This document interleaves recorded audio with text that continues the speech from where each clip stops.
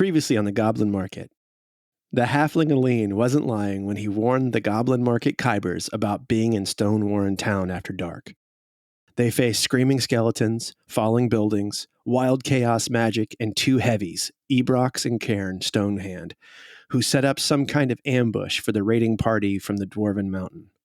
Ebrox was a goblin, and based on what they saw, may even be trained in the art of shadowblade fighting that the market's mercantile is famous for. Are they fighting other goblin factions here in A12? Find out this week as the guys meet the dwarves, Tegath, and Only the Fine as they attempt to gain entry into the mountain. Shit. Does that sound okay, guys? The river they tread, only to be swept away. Morning and evening you may hear the cry, candies and berries and baubles to try, sweet to the tongue and sound to the eye, but heed words of caution when you then decide to come by, come by, come by, come by, come by.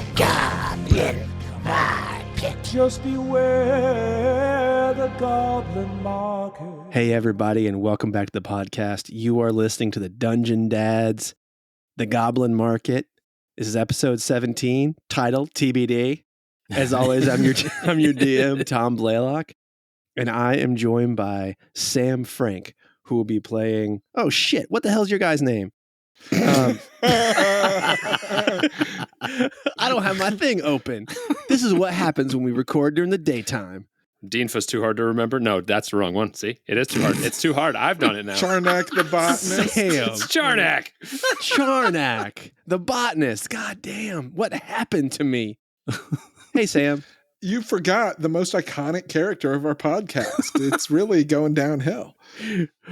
Well, I usually write the name. I usually do a full introduction, just so everyone knows we are recording this on a Friday afternoon. This is like the equivalent of day drinking for the three of these guys, and it's the equivalent of a day walk in the park with substance for me. So it's just we're off our schedule. That's it. We've had no D&D Metamucil today, so to speak. So, what's up, Sam? You know, I'm just feeling really mentally prepared and locked in. Awesome. John Watson will be playing Dinfa / Busk. I'm not doing it anymore, Tim. Sorry, I'm not naming the bodies. No more of this Ream stuff, because I want you to go through Reams like crazy. Hey, whoever's editing this, take that Busk out. Delete the Busk. Leaving it in. Busk is too important to the overall story, the world we're trying to create. You're making it really hard for whoever's editing this to cut out Busk. John Watson playing Dinfa. What's up, John? Yeah. What up? Yeah, I'm definitely thinking twice about trying to use Busk as one of these reams. Because that was almost too easy last episode. Getting him knocked right out of the whole thing. But that's all right. It was intense. I wish I could say I was worried, but I just turn off all my feelings. It's like the Book of Mormon, just like a light switch. Just flip it off. Turn it off. And Tim Carr will be playing Eabis, the Kyber, and nameless Ream. Nameless. And, why are we cycling through Reams if they're so sort of like hot swap ready for stats, you know? Yeah, it's like, they're not. But we're going to keep, they have been. Yeah. Like, Gregor, sure, same stats. Oh, I forgot to use Halfling Lucky. Oh, whatever.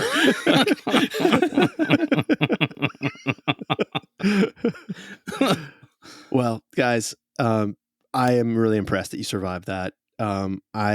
I didn't, I'm going to use the bunny ears on this. I didn't tune that fight. I just was like, this will be cool. Let's see what happens. And I'm super happy with how you handled it. Well, you almost got one of us. I almost got one of you. I wasn't trying to get one of you. I just wanted to tell the story. I just wanted to tell my truth. In this particular story. You probably could have squished me flat if you wanted to. I was going to say, the truth is you drop a building on one and you cold cock the other one. Yep. with the hammer. Yep, that's true. That is what I did. And I let someone for some reason just climb onto the top of a building and fire 400 feet. It was so bad. Next time, no. Hawkeye's here. Yeah. Listen, play smarter, not harder. A young bull and an old bull look down in the valley. I would have loved to pepper people with arrows, but I couldn't hit a goddamn thing. Mm-hmm. Yeah. Yeah. Also having the single shot, That being level sucks. 3 single shot, you're like, pew. No. Oh, well. John has. This is, we were talking about this in the bonus. Like, there is a little confirmation bias. John rolls really, really, really well, and then occasionally he has an episode like that one where he rolls a lot of 1s, a lot of 3s, a lot of 5s. Yeah. Can't do anything, and then we just buy into the myth of John being unlucky, and I'm not doing it. You're a lucky buying guy, it? John. You're a lucky guy. Let's get started. Let's play. For starters, you're on a podcast with the three of us. I know, right? It's already things are already looking up. Yes, Tom, what's going on? So these two dwarves sort of stumble out of the stonemasons guild, and right where the big fight had happened, Karn was Wait, bearded dwarves? What's that? Bearded dwarves. Bearded dwarves. Bearded dwarves, and they're both balled up on top. And Balled up on top of what? on their head. Their head has That's no a spelling hair. joke right there. Yeah, that was good. Oh God, I don't remember the accent I use for these guys. I have to really plumb the depths of my voices. So Love the build up. So there's these two guys stumble out. One of them looks like he's right on death's door, and the other one, he's clearly been cut up and stuff, but he's doing okay. And they see you there. They raise up their weapons, and he says, "Who are you? Who are you?" Slam dunk. Hold there. It's okay. We've been fighting those beardless faced dwarves, and they brought down buildings on us. Let's just take a moment. Where's our kin? I look at you see Davman look around. We don't know. The one that's really messed up. He puts his hand on the shoulder of the one that's not so bad off, and he says, "Tigath, we have to get back into the mountain.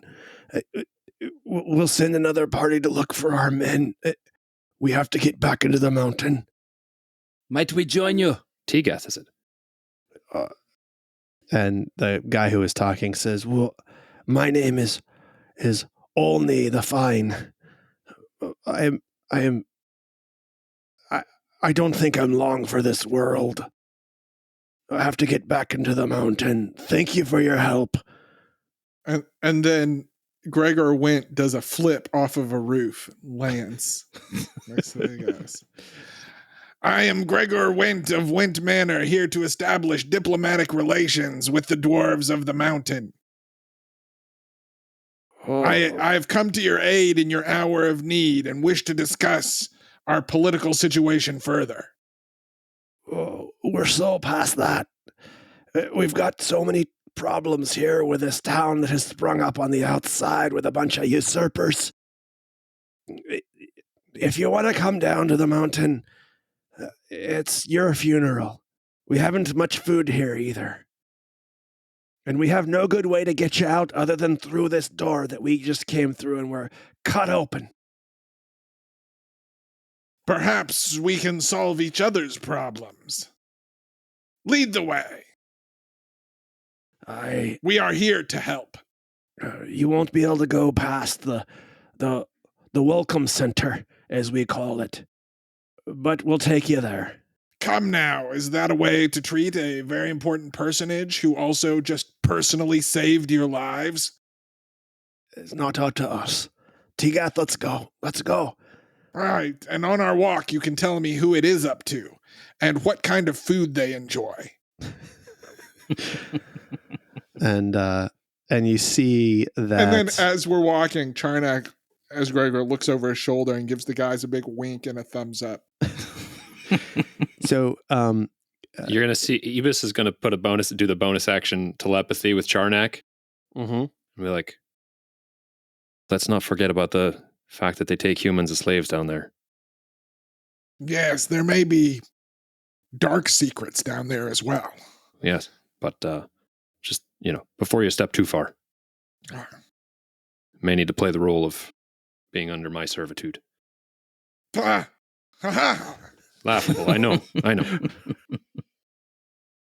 No, I believe we must project strength. Do not limp so, Dinfa. Now you're speaking out loud. I just throw up the middle finger and continue limping. So as you sort of walk behind them, they take you back into the Stonemasons Guild. And you see bodies everywhere, at least 12 mountain dwarves dead in this room. And sort of looking around, you see none of Mistress Faithful in here. Based on the bodies, it looks like this particular raid encountered Karn and Ebrox and was completely cut down by them. And the two men head to it's a ruin. It's like, so the building is actually a sort of a ruin. There's no roof on this.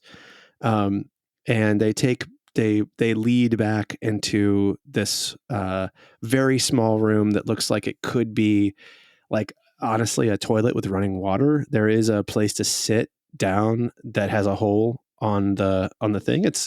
It is you've seen rooms like this in other planes. You certainly have toilet rooms in the Goblin Market, but this is not what you would expect from a very old stone building in a backwater plain. And does it seem like it's aged with the building, or does it seem? It seems like it's aged with the building. It's yes. not new. Yeah. It's not new construction or a new addition. Correct. And Tegath walks over to what is sort of the toilet. It's just a really large stone that has a hole in it, right? And he reaches into the toilet. His hand goes deep into the stone hole, and you hear a click. And when there's a click, he says, "Watch your feet, watch your feet." And the floor, there's no mechanical thing that happens, but you hear this click, and then it reveals an illusion that sort of fades out, and there's stairs that lead down next to the toilet. And Tegath says, this way, come on, only, let's go.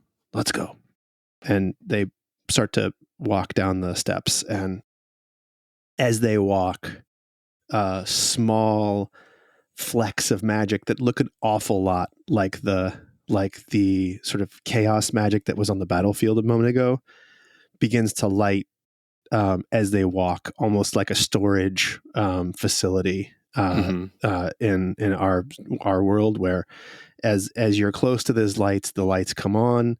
Motion sensor, yeah. And you begin to descend, or they descend, and they say, "If you're gonna come, that'll turn back into stone soon." I start limping down. Yep, we go. So you go. It feels like a very long walk down. Like it's a straight staircase. How far is everyone's dark vision? 40 feet. I have no dark vision.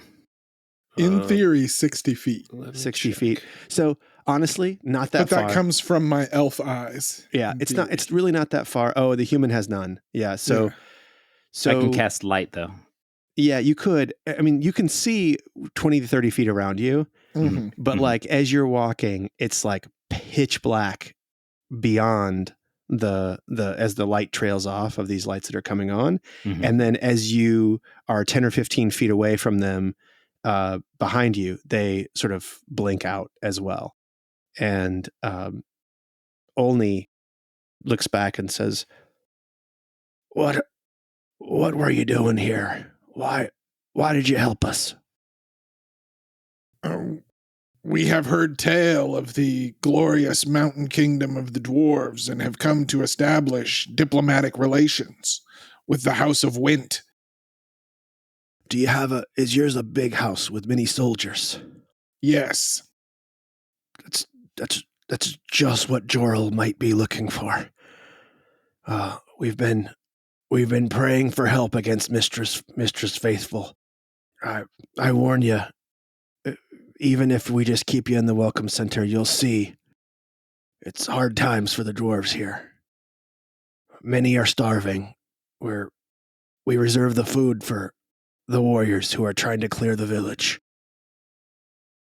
Well, perhaps we're finding a common enemy. Well, yes, I hope things will get less hard after we come.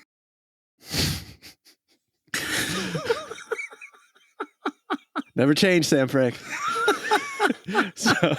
so yes. Well, at least Jorl has been keeping up his energies. He is in the main hall. We will call for him when we arrive in the welcome center. If you want to make yourself comfortable there are some stone ledges that you can. We must call for a healer for only the fine. Only the fine. Only the fine. Only. The L is before the N. Only. Listen. We're all only fans around here. Let's just agree to disagree.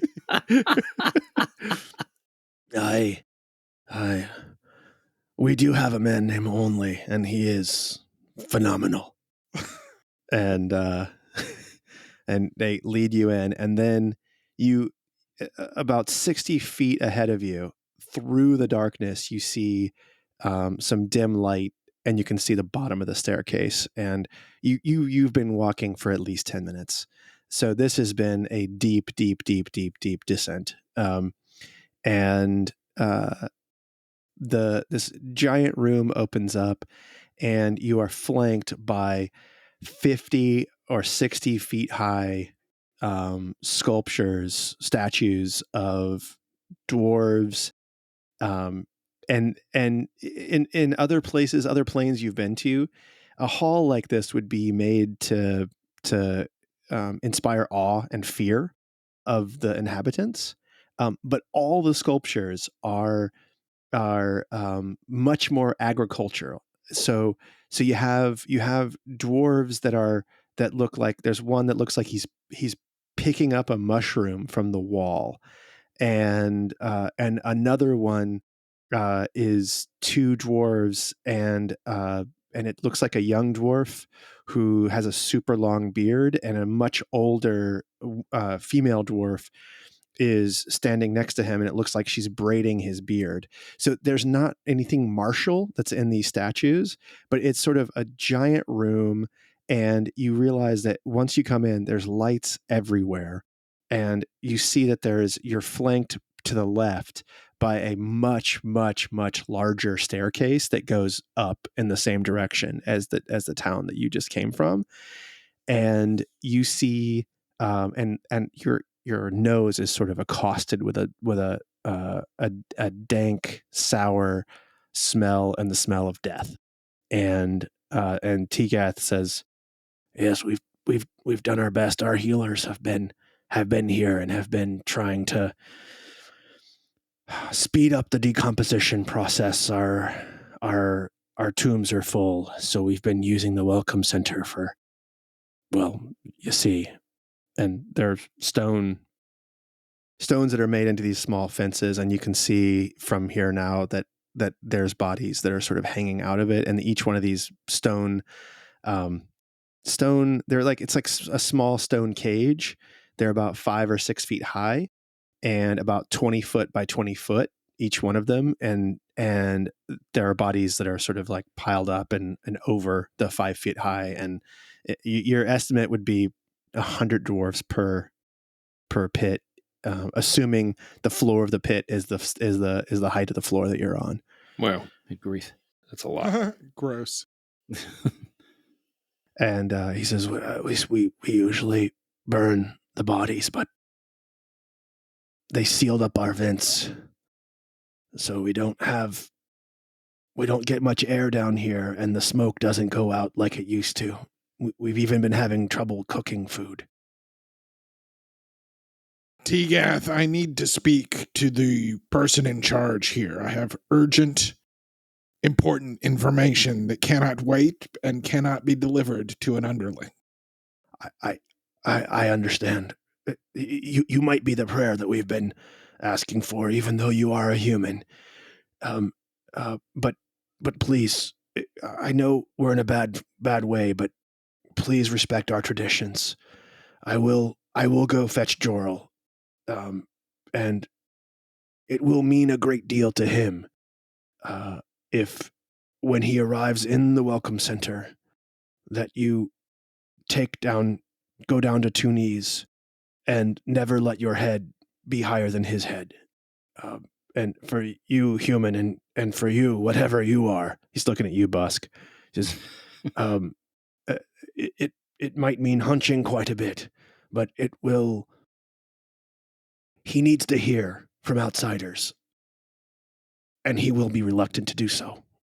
Understood. We are here diplomatically and will conduct ourselves as such. Very well. I myself am a master of diplomacy. Well, we will go fetch him, and we will send healers to you as well if you need them. Thank you. I put my hand on Busk's shoulder. Please send them to those in need. Spare not a thought for us. This one has had but the lightest brush of death's lips. I grab Charnak's arm and start squeezing it. Whatever you could provide, thank you. Boys, right. let's wait over there. On one of they offered stone benches before, right? Yeah. So they're right at the large staircase. It's sort of a very grand staircase. The one that you came down it was about 5.5 feet tall. So you guys had to hunch as you were walking down these the staircase you came in. It definitely looks like an alternate way out, like, not the main one. And but the main staircase is super grand. And the benches are next to the staircase when you first come down. So it looks like probably this room was a place where they would accept merchants and they would accept all kinds of people here, not go deeper into the city.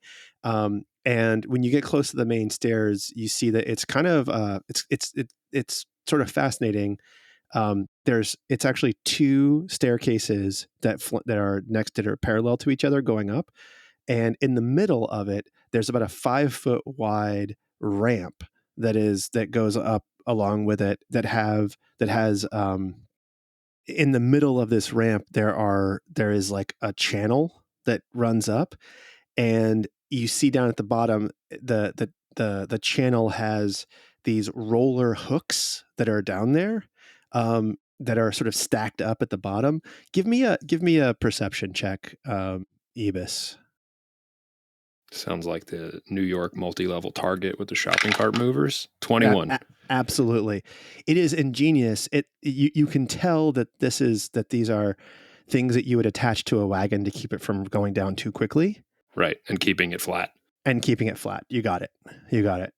So that's what this is. This, looking around, this looks like a very ingenious way of creating a marketplace for outsiders that doesn't run the risk of having outsiders go into your community. Sure. So this is, that's sort of what this seems to be made for. And I can let you guys get a short rest. You're going to have some time here as they do stuff. If you're interested in that, I don't know if you need that. Short rest. Well, John doesn't need that. I have a problem. We haven't. I only had 1 hit die, and now I have 0. So a short rest doesn't really like. Oh no! It doesn't. I mean, it gives me back my second win and stuff, but like I'm in trouble. Second win is great. That gives you good hit points. You get some stuff back on a short rest. I get a couple things, but I can't get any hit points back, so I need that healer. Bad. Yeah. All right. And I've been really following you only get half hit points back on a long rest thing, and that means I only get one back. Yeah. Oh, half hit dice. Half hit Yeah. dice. Yeah, Yes. we should be doing that. We should be following that rule. That's the way we do it, right? And so I've only gotten one back since this campaign started. Also, you have a lot of hit points, and because you have so many hit points, is a potential to lose a lot more than you can replenish. Yes, during a long rest. So that is a real thing. I'm topped off. So now that we have 3 hit dice, though, when we long rest, do we get 2 back? You get 2 back. Is it round up? You get 1 back. You get 1 back. Oh, 1 back. Okay, 1 back. Thanks, guys. Guys, come on. Listen. We're going to hit level 4 in a minute here. I have a feeling. I think it's going to be really soon. I need Firebolt. I get another cantrip to the next level. There you go. Yeah. So he doesn't want to watch me going, I'm playing Overwatch. I'm just calling things out from up here. I'll be the air traffic control guy in the battle that's 3 people. Don't want to get close enough for a mind spike. So you do this while you're getting short resting, you're eating some of your provisions that you have, you're doing all the things that you would do. I'm sure you're having conversations and planning. Sitting upwind of the corpse piles. Yeah, it's not so bad in this corridor. It's not as bad, but it's still just really stinks here. It really is very stinky here. And about 10 minutes into your rest, you see 30 or 40 emaciated dwarves who come in the way that Tigath and Olney went down, and none of them look royal. They don't look at you, and they all start heading to the closest pit and begin to pull bodies out of the pit and take them deeper into the Dwarven Mountain. And then you see there's another 100 or so that come behind them, and they are like skeleton. They're look like corpses. There's no meat on their bodies. They look like they're barely surviving. They're still strong they're still strong. They're dwarves, but you can tell there's like a ton of starvation here, and you realize pretty quickly what they're doing is they're clearing out these piles of bodies, and you lose count after 30 or 40, and it's just this parade of corpses being taken out, and as they do that, the smell does let up a little bit, but they're definitely bringing them somewhere, and it's hard to know where that they're bringing them. And then about 45 minutes after that, after this starts, you see 20 or so well-armored but also very emaciated dwarves. You can just see their faces are skinny, their hands, their arms that are sticking out of their armor.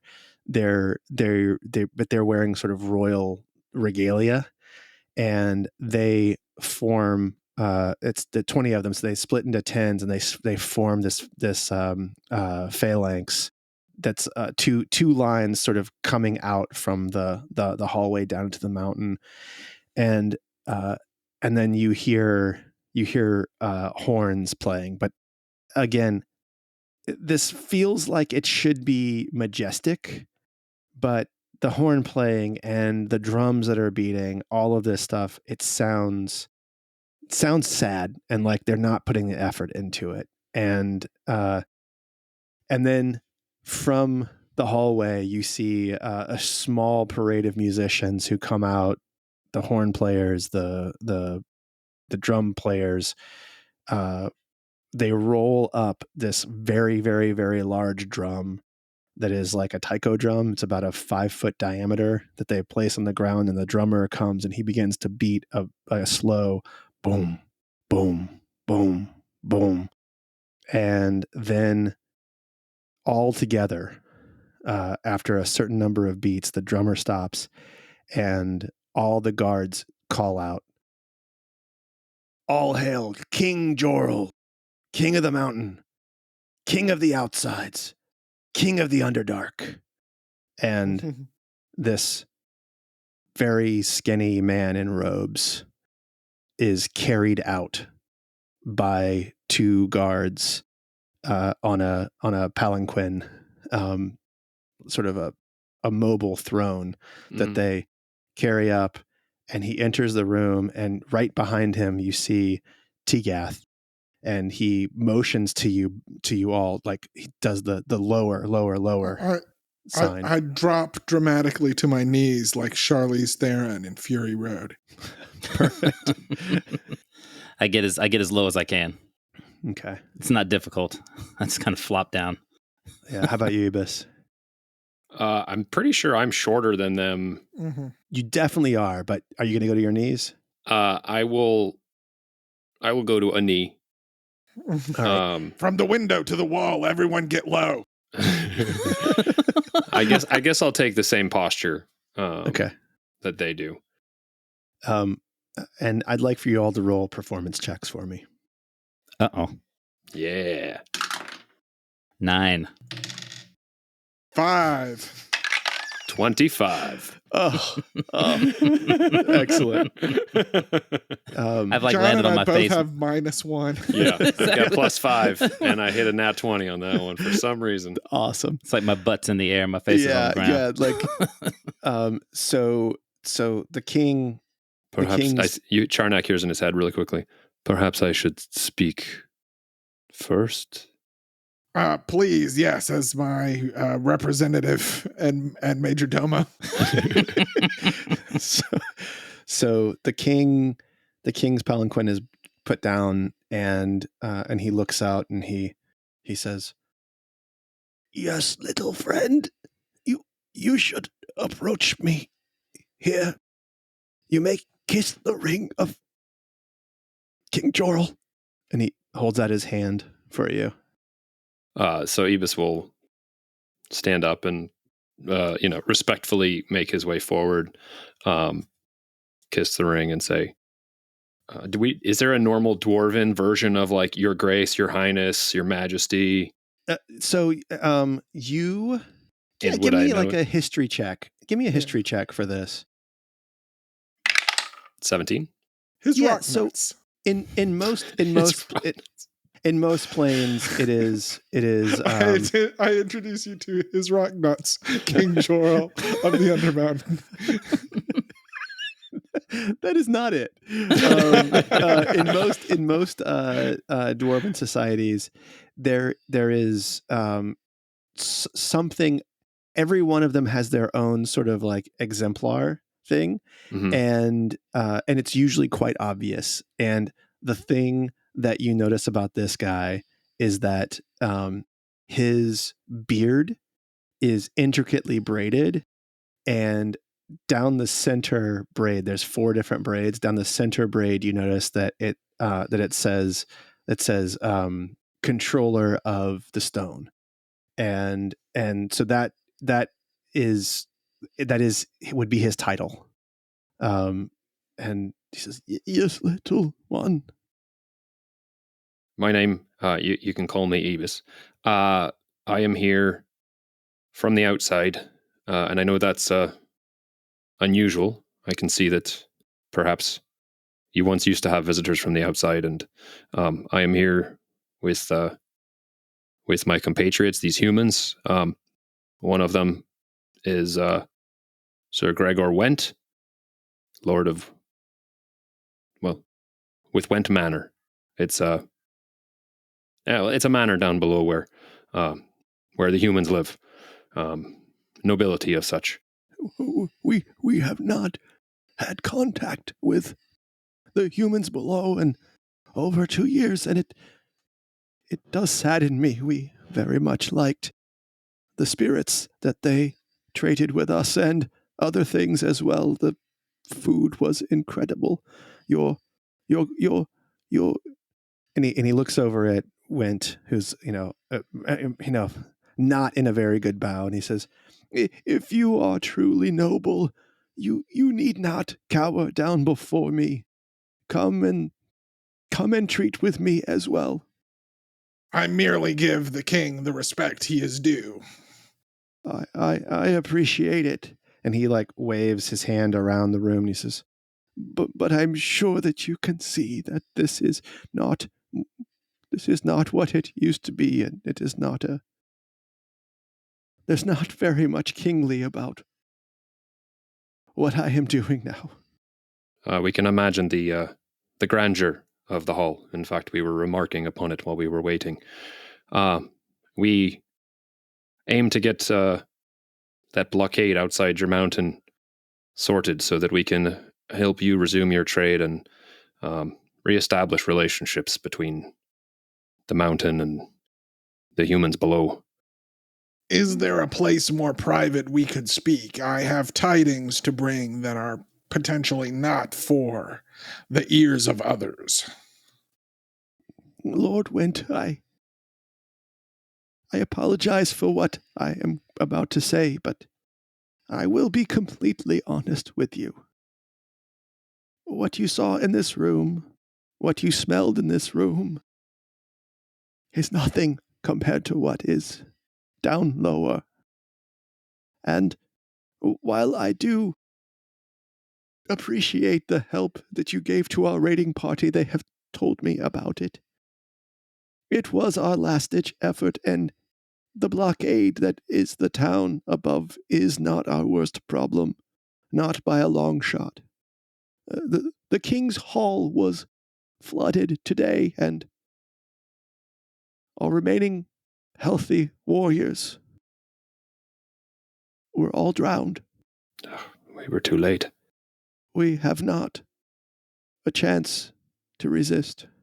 And Mistress Faithful, while they may be terrible people, awful dwarves, they are not our great enemy. They are doing the bidding of some much more evil force. My great flaw was pride. When I said no to a deal with what is called the Goblin market. And unfortunately, that is everything that has happened badly for us has been after I said no to a deal which would have, according to them, seen my people thrive.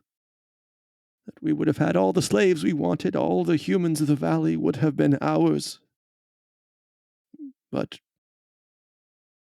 that is not the case now, and I fear I will not be able to make those kinds of deals, and my people are just waiting to die. They also have pride. Or, if I may, Commander of Stone. What was it? Yes. Not Commander. It was, I didn't write it down. Controller of Stone. Yes. Controller of Stone. Is it the Mistress Faithful that broke off and you think perhaps did take a deal with this Goblin market? Does the timing match up, perhaps? I am a student of history and of war, and it does not matter who it was. It could have been anyone who was tired of my rule, upset at the way that I had handled things over many, many hundreds of years. These scoundrel goblins decided to make me pay and my people pay. And just a year ago, I was given one last chance, I thought, and it was to allow the women who remained alive here to join Mistress Faithful and at least be able to live. And we sent every woman that we could, only to watch as they were cut down as soon as they left the grand staircase. It was a trap. Tom, would I have heard anything like this in the market, any kind of contracts like this? So, in contract enforcement, you have definitely, like, done some shit to people who reneged on a contract, you have never heard of someone saying no to a contract and then being targeted for retribution for saying no. Though you've certainly had things where you wanted something and an opportunity to get it came up that was unexpected that you jumped on. But the sort of abject, like, horror and terror that seems to have been put on these people is nothing like you've seen from the Goblin Market before. Yeah, it sounds like somebody made specific plans, years of planning to screw these people over. Yeah, I mean, also 2 years on this plane may not have been that long ago in the market based on when everything equalized. That's right? also Correct. true. It's also So true. this could also be just right before everything synced up. Absolutely. Absolutely. It's all interrelated, man. It's aliens, man. Get out your tinfoil. You guys have tinfoil down here. Impressive. King Joro, let me be the first to say that these Mistress Faithful are not as strong as they seem. We have been cutting them down by the score, and as necromancers are wont to do, they may raise an army that seems formidable, but cut off the head and the rest drops. I myself have the ability to destroy undead when I encounter them. It has never been a problem for us to destroy the undead. It is the villain Ebrox who has done this to us. What is he doing specifically? Murder. He has the ability to change his face at will, and he takes on the image of trusted dwarves.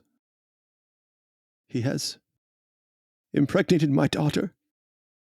He has murdered my wife. He has murdered all 37 of my heirs. And now I believe he has flooded the Great Hall with the warriors I was preparing to retake Stonewarren Town with. He seems to know all. But I can recognize him when I see him, regardless of the face he adorns. Insight check. Do it. Natural 20. 22. This man means everything he says. With a natural 20 insight check, you are astonished that he is opening up like this, a dwarf to a halfling and some gnomes, and some humans. Mm-hmm. This feels last ditch for him. He is incredibly perceptive. And you know how the magic of changing one's face works. If you know what to look for, you can look through, you can see through it. With a natural 20, does it seem like he knows the Kyber situation? No. He doesn't seem, he thinks you all are very legit.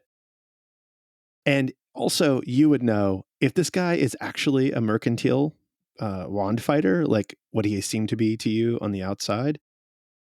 Those guys have very rudimentary magic at their hands, things like disguise self, things like that. That's probably what has happened here with them. Occasionally you have someone a little bit more powerful than that, maybe being able to do something like altering self, that sort of thing.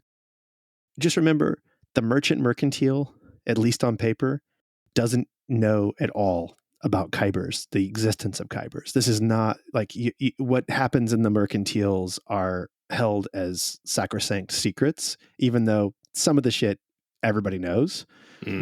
Even the Kyber stuff is not sort of widely known. Well, I just because the Mistra's followers knew. Oh So- yeah, they sure as shit knew. Yes, and they and definitely knew. that seemed really, really surprising. Yes, So they definitely I'm knew. trying to see if there are more. That one guy knew. Yeah. That one guy knew for sure. Yeah. I will do what you ask.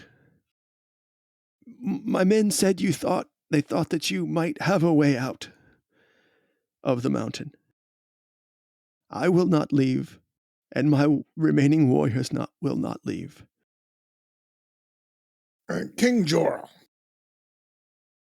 we are not Wait.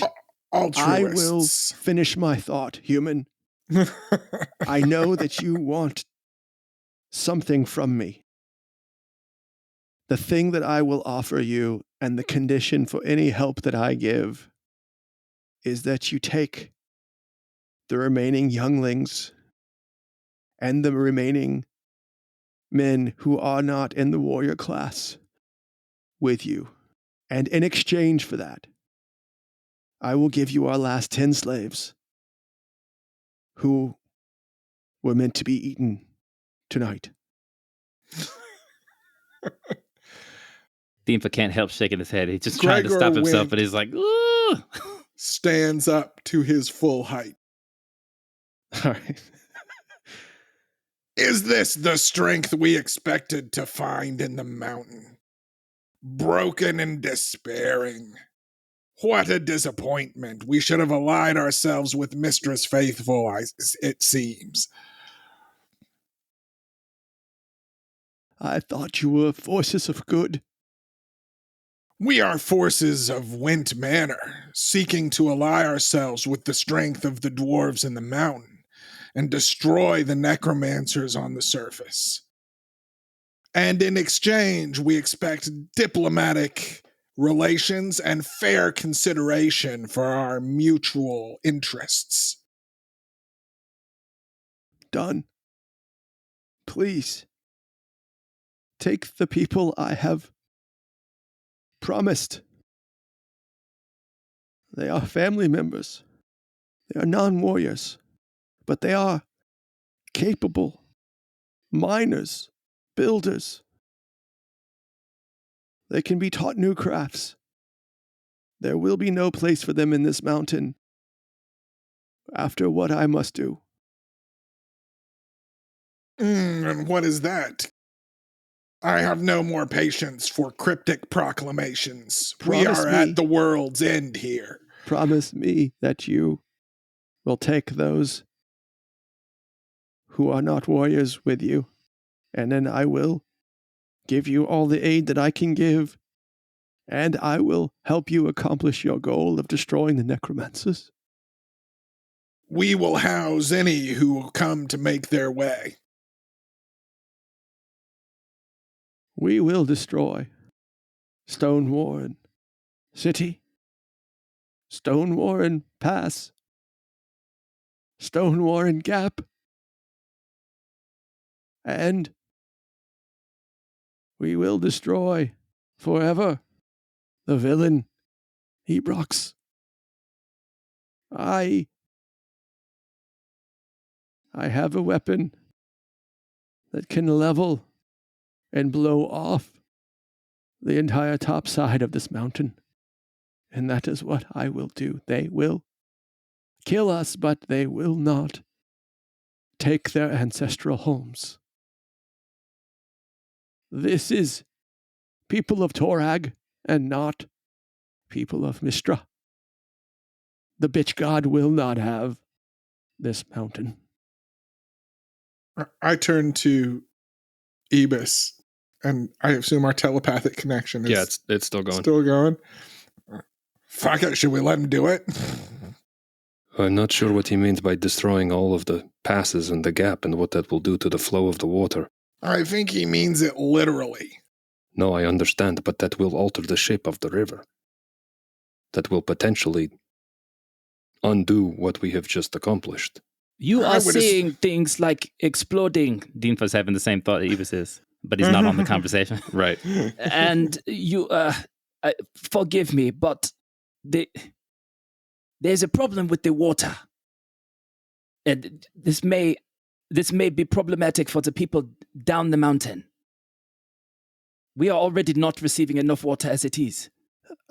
I cannot speak on the water, but I am controller of stone. And you may not know this from the human settlements, but there is a hot, liquid stone that I also can control, which is why they continuously flood our mountain. My hot, liquid stone hardens with cool water, but I have found another way to let it escape. Through this very room, up those stairs, and out into the village. I do not know of the flow of your river, but I can tell you that when river water touches my hot stone, it will harden. I would ask you a question, King Jorl. If Ebrox had infiltrated your councils so completely as to know the secret of your hot stone, and if his ability to cool your hot stone was removed, say because in the fighting the dam was destroyed and the lake was spilled down the mountain, what do you believe he would do next to prevent you from destroying the village? Ebrox wants what we have in this mountain. He wants to preserve our roads and our city and what lies beneath it for mining purposes. I will tell you a secret that I believe is perhaps foolish of me, but I want you to know. We have a material down below that is used in the production of magic weapons. And this villainy of a marketplace called the Goblin Market aims to procure all that the multiverses have to offer of that resource, and I believe that we have the largest concentration of it in any world, anywhere. And forgive me for saying this, these are the words that Ebrox uses. He says, any worlds, anywheres. I am convinced that he knows of other places that are outside of this world. Or he's crazy. Either one, he's very, very dangerous. I believe our danger is more imminent than you may be acknowledging. For if I were Ebrox, and give me a moment to make myself slightly dumber. If I were Ebrox, and I knew you had this ability, and my ability to flood your tunnels was removed, I would be making a desperate last-ditch attempt to kill you, to prevent you from destroying that which I seek. But you have not destroyed their ability to cool our mountain. It was flooded this very night. Yes. But it stopped, didn't it? These are the tidings I came to bring that were secret and private. We stopped the flooding of the entire mountain. But in the battle, the dam was destroyed and the lake is no more. This is very bad, then. Indeed. I believe men are coming to kill you as we speak. We are not ready for such a fight. I cannot release the liquid hot stone from deep below yet. I have more things to prepare for. Men, take me back down. Take me to my throne room. You three have been extremely helpful. I will have the slaves and the commoners sent up. I will send them with gold, and I will send them with weapons and armor and anything else you might need, if you would only save my people first. And is T-Gath back there? I assume T-Gath is these back guys there, are- yeah. I'm going to motion T-Gath to come over. T-Bath. Yes, yes, my king. And Sir Wendt, thank you for your aid. Well, I assume the king is hustling out of here. He had hustling If out. The I- palanquin No, is gone. Wait, do it. Heal us. If I might add one more thing, can you move any more of those bodies? We're dealing with necromancers. We don't want those around if they make their way down here. Oh, I will send them. Take them to the pillar of T-Gath, air. is there some kind of second in command we could talk to? And T-Gath looks at you and says, An heir apparent? I guess that's probably me if the warriors really were all killed. I'm just a captain. T-Gath, you got salt in your veins, I can tell. T-Gath, I listen to do. me. Your king has despaired. He has given up all hope of saving your people and your home. He will attempt to destroy it all rather than see it in the hands of Mistress Faithful. Do you believe what I am telling you? I believe you. Therefore, if we wish to save you and your people and your home, we are now fighting on two fronts. We must destroy Mistress Faithful on the surface, who may be approaching as we speak. We must also prevent the king from flooding us all with his hot liquid stone. He is our king. He is our king. Do your duties as a loyal vassal extend to letting him drown you in hot molten stone? Think of it. Think on it for a bit. I will return with the slaves as promised. I will not let him destroy our beautiful city. You're a good dwarf, T-Gath. And the guards that had come in with him that were sort of flanking him, they've sort of dropped the sort of regal stance that they had, and T-Gath looks back and says, "You all come with me." And he starts to head down the thing, and he looks back and says, "Do you want to come down?" Is he talking to the three of us? Yeah. What? Hold on a second. Can I do a perception check on T-Gath? Sure. I was thinking the same thing. I mean, listen.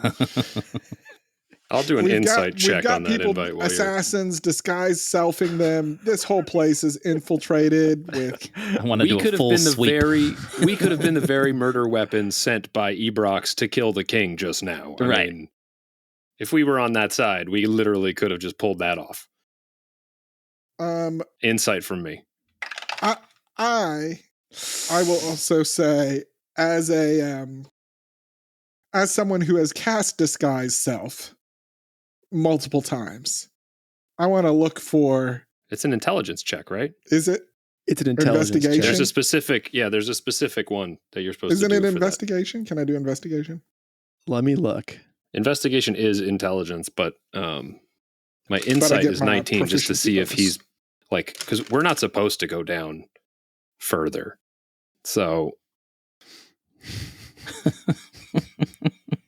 I'm wondering if this sounds like duplicitous in any way.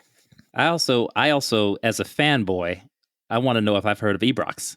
Yeah, I was thinking the same thing. Like if he's a goblin, right? That was what. Yeah, if he's part of the market, I would have heard of this guy. Well, okay. Again, you don't know everybody. I don't know everybody, but I'm a fanboy. I'm a fanboy, Tom. You're a bit of a fanboy. All He's right. up on the haps. Yeah. Here, I'm He reading read all this. the Goblin Market Who's Who comic books when they was growing up. It you is know? an investigation check. For Sam? It is an investigation check. Okay, so Sam got a 14. Give me your investigate. Is it just you doing this? Well, he's the one who's done all the disguise self. I did an insight check. I got a 19.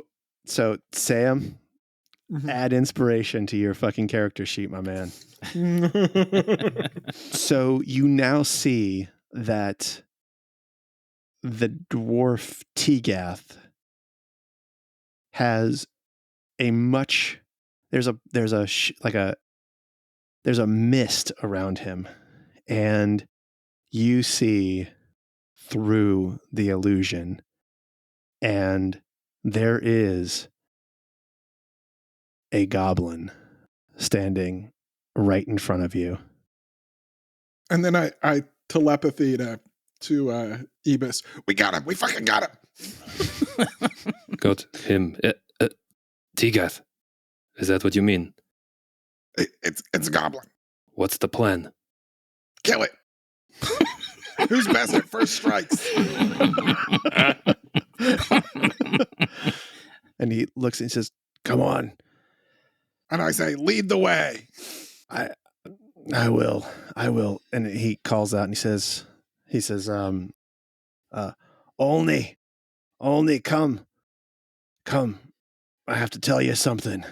And Olney comes out Oh, shit. from the thing. Oh, God damn it. And, That's fucking Karn and Ebrox. We let him right down into this fucking tunnel. Ah, shit.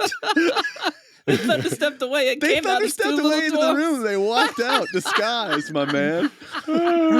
Fucking hell. You didn't investigate the bodies that were on the ground in there. You'd have seen Tegath and Olney right there dead already. Hook, line, and sinker. Hook, line, and sinker, guys. But they also knew a secret way in here. Yeah, They sure did. They did. Oh, yeah. They've been all up in these guts. Up and down. Yeah, for sure. Okay. So where are they? Where are we? Where are they? What's the landscape right now? Because So I'm thinking about casting a spell that's like space specific. Yeah, so the guards have walked down it's just Tegath ahead of you. He's about 10 feet away from you.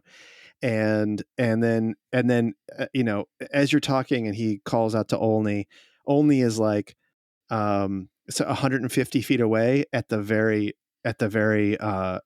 exit that goes deeper into the mountain. And how far are the guards?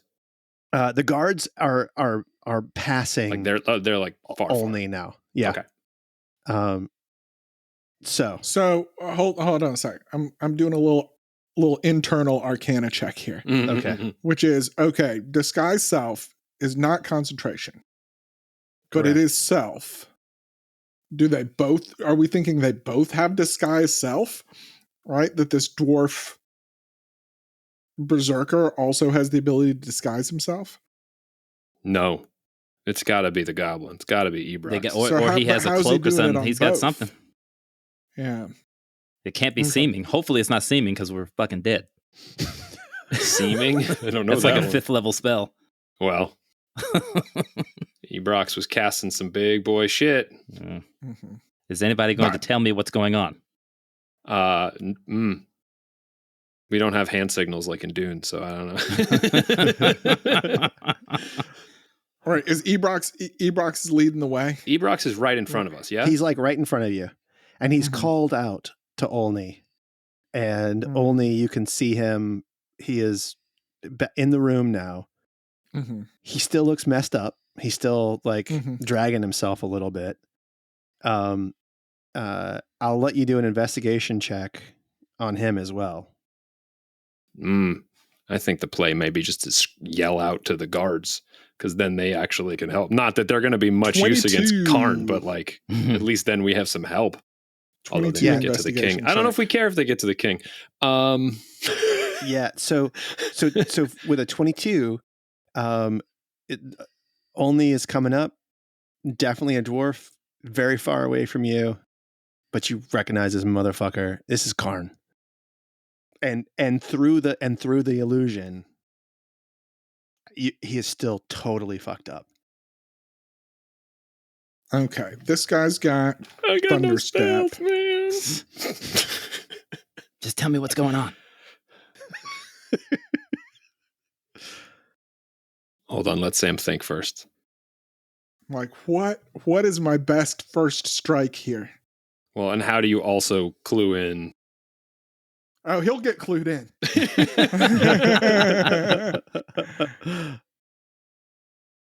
think Eabis is going to be like, look around, Dinfa. Look carefully. This place isn't quite what it used to be. Huh? Huh? 11 investigation. So much has changed in 2 years. You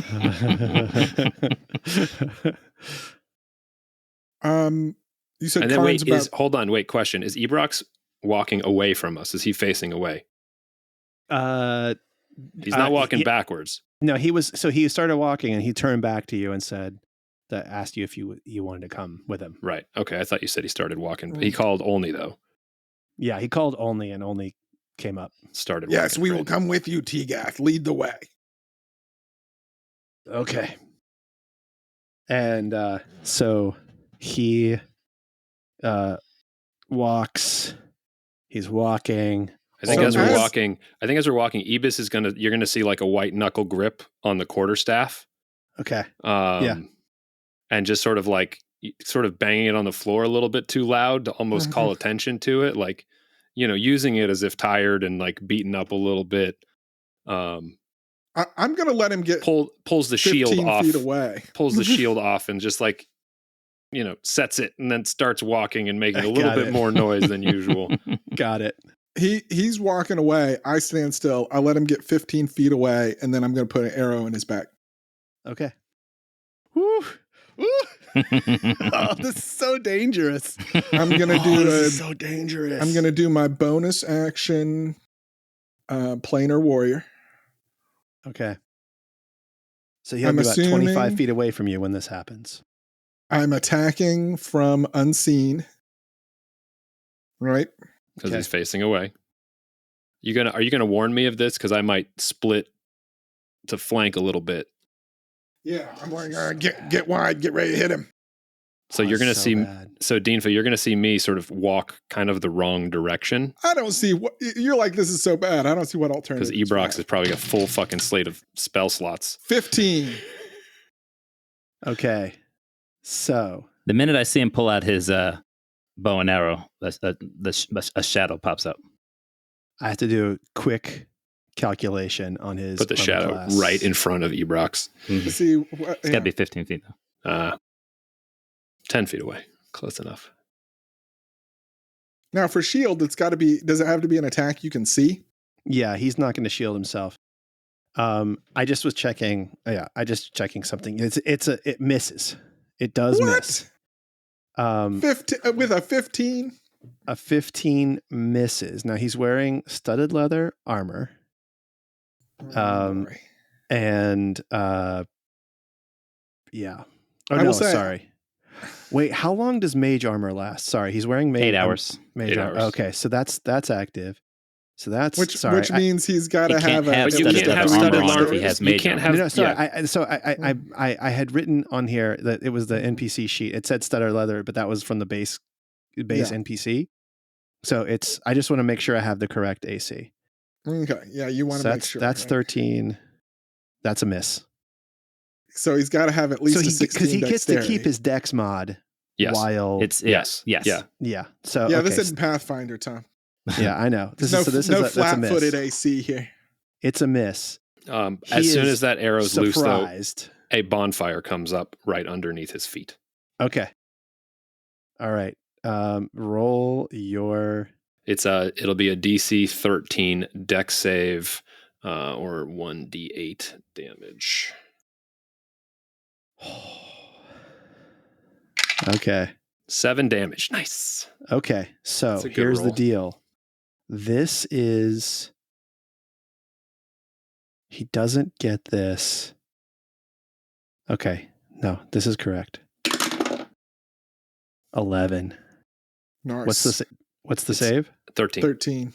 All right. So. And then I yell, "It's the goblin! Kill him, Busk!"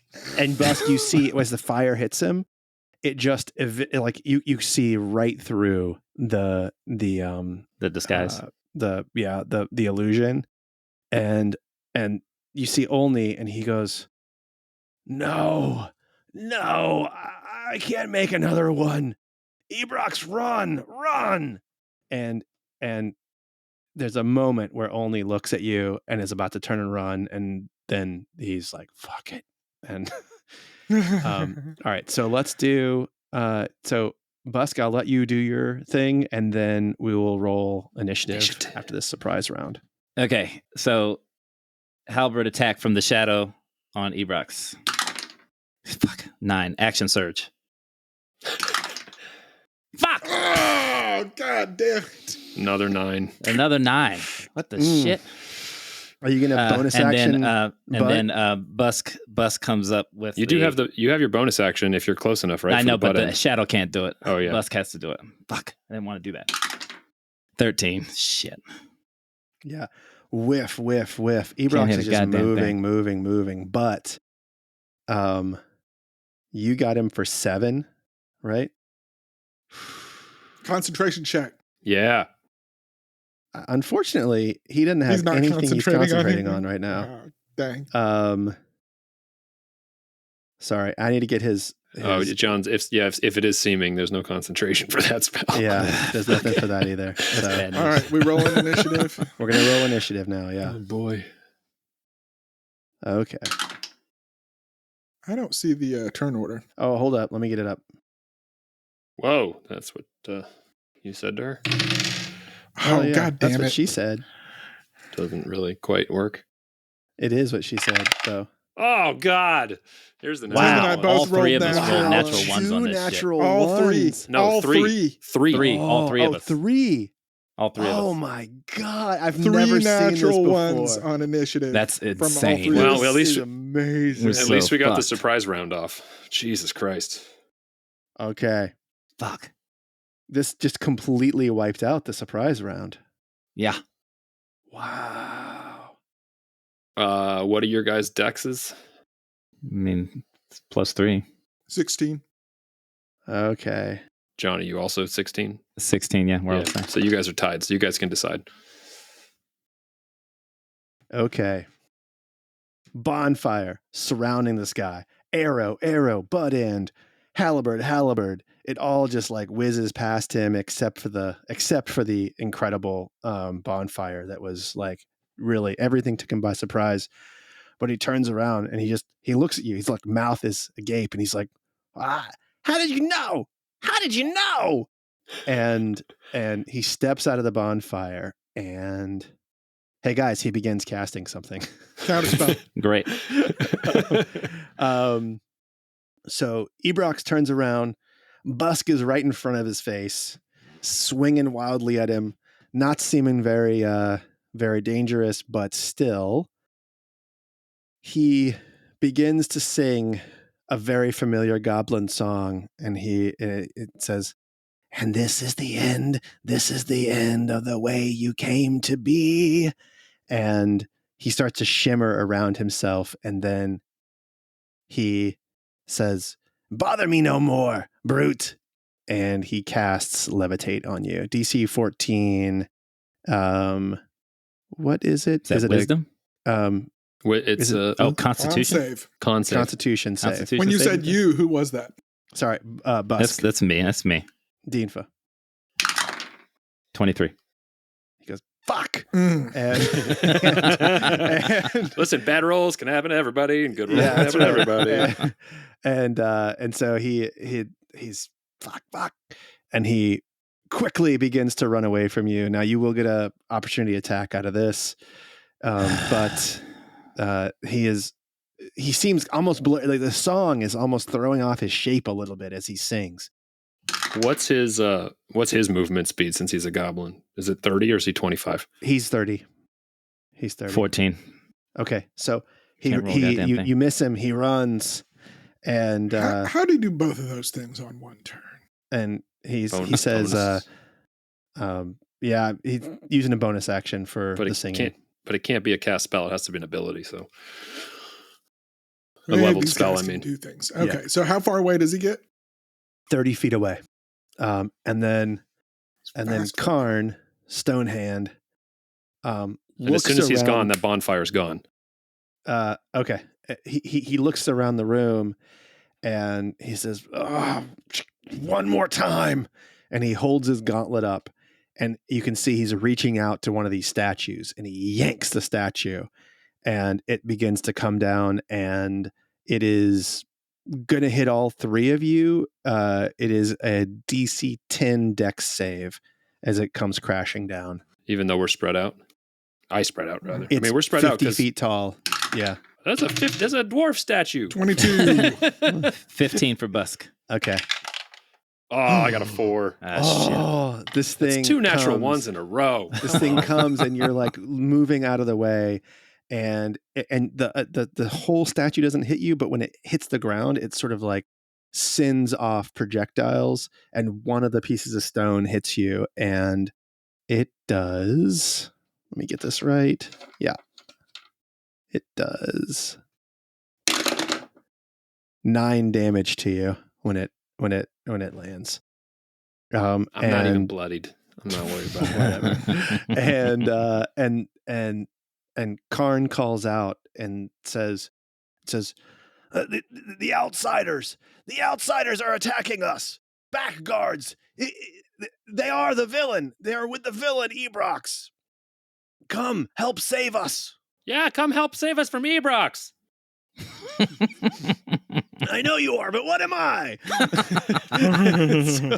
All right. And it's your turns. You tell me how you want to go. John, you go first. I have the highest dex, so I should. All right, I actually do it. would Oh, go you have first. the highest dex? I have 17. Yeah. I will. Let's see how he ran 30 feet, and I was already how far back was? Because did you move back, Sam, or did you just? Did you let him walk ahead? You let him walk ahead, and it was 25 feet. We said 25 feet away from you. Yeah. But then he moved. He's he moved 30. He's now 55 feet. Yeah, away he's from you, 55 feet. So I'm going to. I don't have that many options, so I'm gonna have to go to Acid Splash. I'm gonna assume his dex is not very good. Because Mind Sliver, he is gonna be good. I'll use Mind Sliver when I get to Cairn. So Acid Splash. Wait, we know his dex is at least a 16. Do we? Because of the AC. Oh yeah. I might try it. We don't know. He might be a sorcerer or a warlock. Yeah, that's true. I thought we did this last episode though with the Mind Sliver. That's certainly possible. I can't remember back that far. I failed my internal history check. Scrolling up. Yeah, he had. That's not a history check. That's a note. I'm gonna stick with my Acid Splash plan. His int was +5. Yeah, Acid Splash, and then I'm gonna give chase after this goes off. All right. So you can only hit him with that. Yes, DC 13 dex save for 4 points of acid damage. 23. He saves, so nothing happens, and then I'm gonna follow 25 feet, but I'm gonna stay off angle from from the other guys. And obviously, we're gonna be coming in on a triangle, but I'm gonna stay off. And then as I'm moving, I'm gonna yell, "They were in disguise! It's Karn. He just pulled a feckin' statue down." All right. Is it Dinfa next? All right. Sam said I can go first. I'm gonna send the shadow after Ebrox. I'm gonna like lightly jog, but the shadow's gonna zoom over Ebrox. Okay. And take another swing. 20. There it is, Dude. Now that he's singing, that's a miss. Come on, what? Oh wait, What wait, the what? wait. What did he cast? Shield? Yeah, That is seriously, not a what miss. the fuck? That is a hit. That is a hit. Okay. That is barely a hit. Trip attack. Why can you do that? Why you get to do that? Because I get to do it. Trip attack. I take it back. I'm glad you're doing that. And it's a DC 13 strength save. Wait, strength save? Yeah. Mm-hmm. Strength save? Trip attack is We're a talking about strength save. strength save? Talking about strength. I just rolled double ones, What do they call On this that? thing. Double zeros. and they're double zeros. Goose You- eggs. You Wow have found eyes. the correct stat to target. I was like, Caster baby, let's do this shit. All right. He is so, knocked the fuck down. So trip attack. So I got to add. add Yeah. a D6 to the damage. That's right. I'm And really, advantage really if you get pissed another off. swing. Oh, I do. So 5 damage. So what's it? How much? What's And is that hold that? on. roll the Hold first on. I damage? got to do the halberd damage. So 15 damage total. Fuck. And then I have advantage on Yes, my sir. Busk. Busk was jogging, but now that he sees he's on the ground, Busk is going to run up and hit him with the butt end with advantage. 23. Fuck. That hits. All right, here we go. That's extra 6 on top of that. It's too bad. So you didn't do that 21, action 21 total. Bang, bang, baby. I missed it with. I wish I could have done action surge on this one, but whatever. Wow. Okay. Yeah. Wow. And so I'm on top of him and I'm salivating. I'm just going to start beating the shit out of him on the ground. All right. And it is you, Charnak. Does he look like a goblin to everybody else now? No. Okay. He still looks like a Has dwarf. the illusion. You have to like see through it Got it. to know. I thought the way you described it, like melting off in the fire. I thought that Just was- for you. You can sort of see it. You see it. The fire was licking on the actual body. And so you saw the outline of his body as he was in the fire because Right. it was burning. And the illusion was not. Yeah. Okay. I'm assuming, I'm hoping that he is out of Thunderstep spell slots. Otherwise, he would have used one there.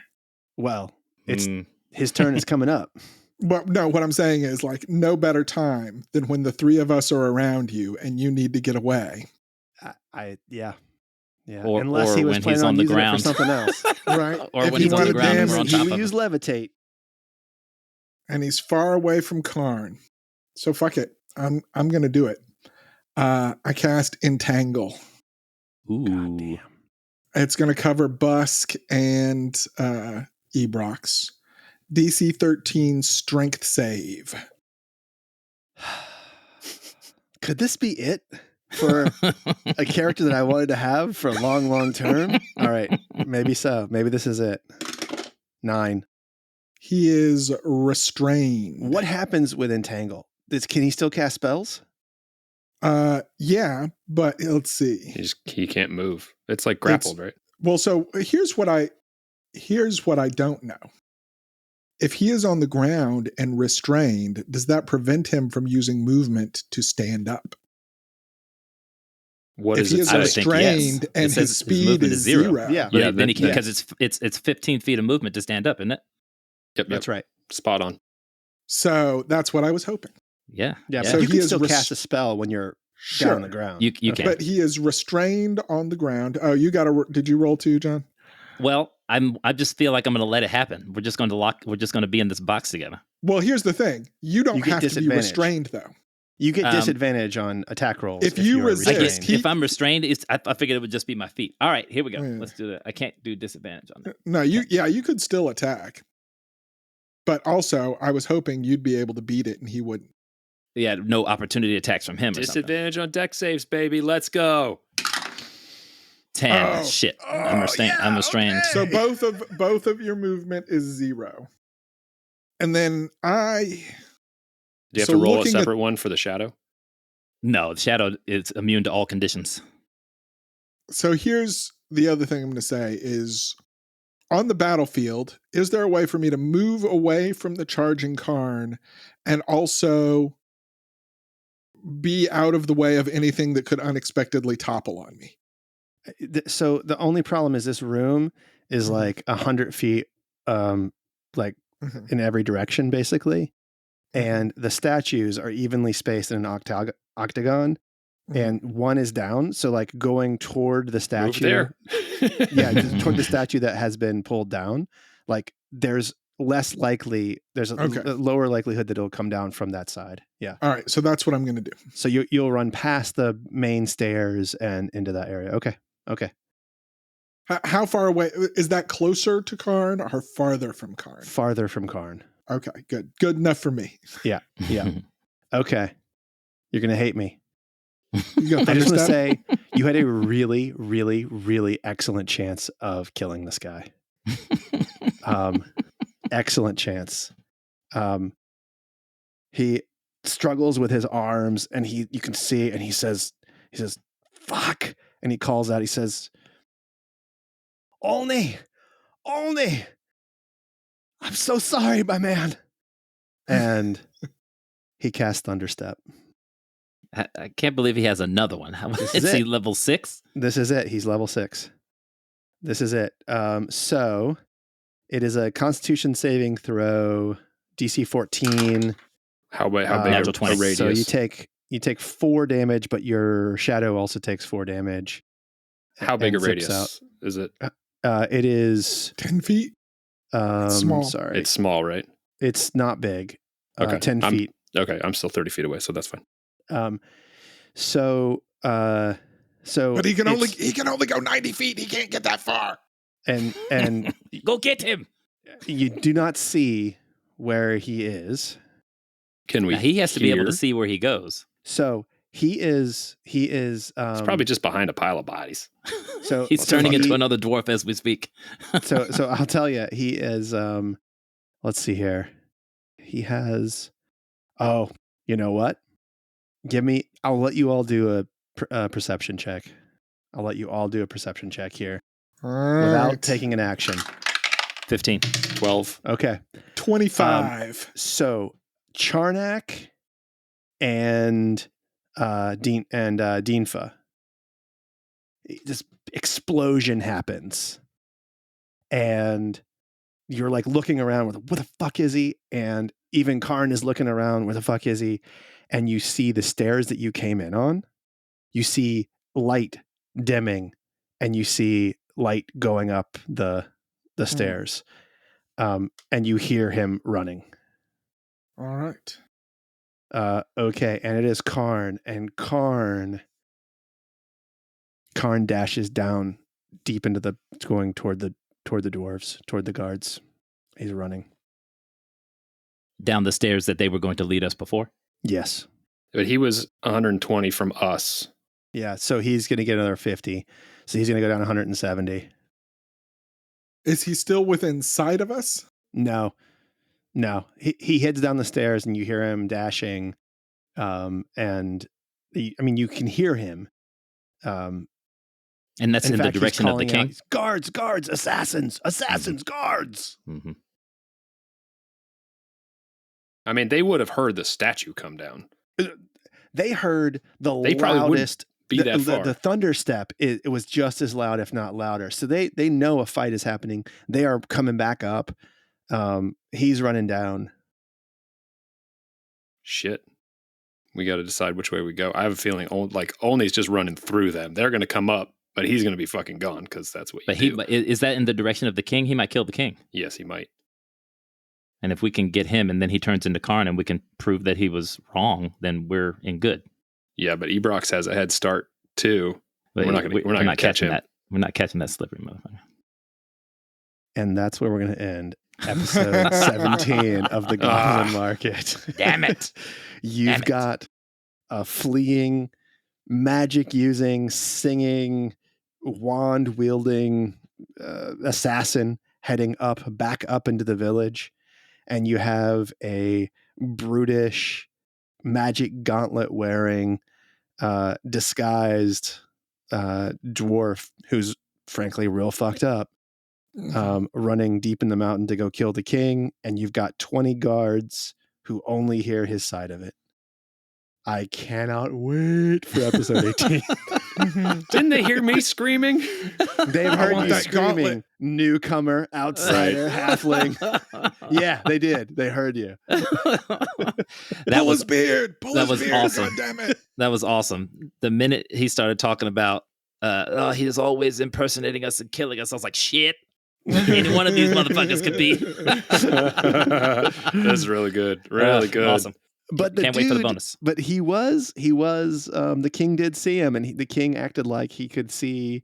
He could always tell when he was an assassin. Right. That's also right. What the heck is going on? So, I mean, I'll just tell you, like, even though the king is a cleric, he doesn't mean he's going to pass all his wisdom checks or his investigation. Can't see everything. Investigation is a That's a tough one. It's an Intelligence. int score. Yeah, not so, wisdom. So, Awesome.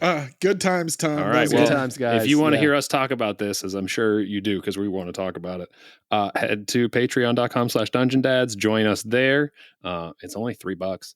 And then get bonus episodes for all our stuff. If you are feeling a little more spendy, we have a whole other campaign at $6 a month called Mountain City Mayhem, run by Sam, and it is great. It's awesome. easing down. We're on the descent path. Approaching a climax. Yeah, it's Yeah. really good. There's like 53 episodes of those, plus bonuses coming in at the next level. So I'm about to shoot my hot molten stone all over these guys.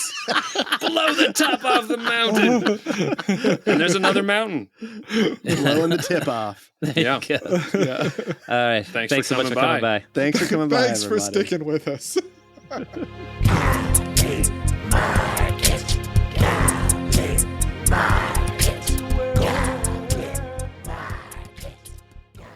Previously on the Goblin Market, the halfling Aline wasn't lying when he warned that